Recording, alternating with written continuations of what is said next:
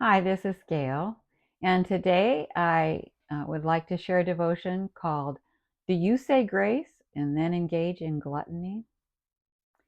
You know, a reader asked me if I'd ever written anything on gluttony, and I was surprised to have to say no, I hadn't. And I wondered why. Well, I think a lot of it is because our culture now is telling us that we better not shame anybody about body image. And that's certainly true of natural things that we're born with. But gluttony is not just about body image, it's about a sin. And perhaps I've shied away from it because I didn't want to hurt people's feelings, or perhaps because as I've aged, I've kind of crept into the overweight area myself. And I know it can be a struggle at times, but it is important that we address this sin. God considers it a serious sin. Um, Today, I want to go beyond just the self control of those who are overweight, and I want to talk about why gluttony is different, because gluttony, it does involve a lack of self-control, but it's something more than that. And first, let me just share how serious this problem is in the United States.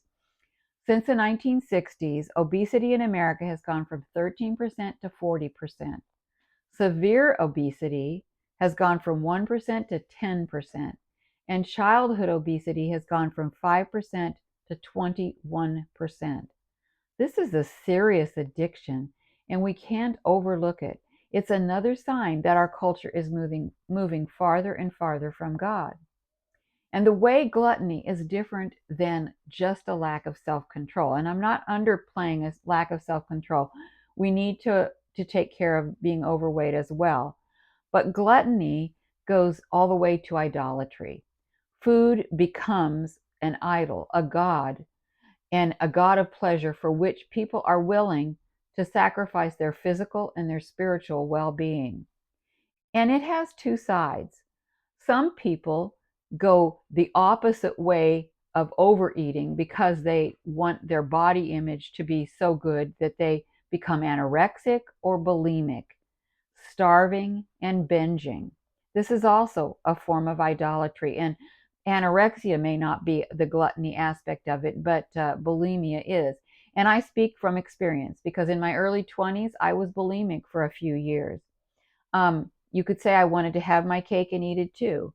I wanted to have a low weight, but I wanted to binge at times and eat all kinds of food that I shouldn't be eating. When I became a Christian, it was one of the first sins that God helped me overcome. If you're struggling with gluttony or lack of self control in any area of your life, I encourage you to ponder this passage that helped to free me from bulimia.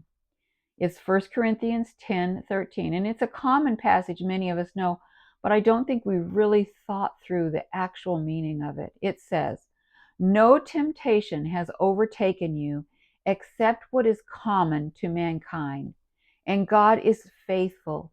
He will not let you be tempted beyond what you can bear, but when you are tempted, He will also provide a way out so that you can endure it."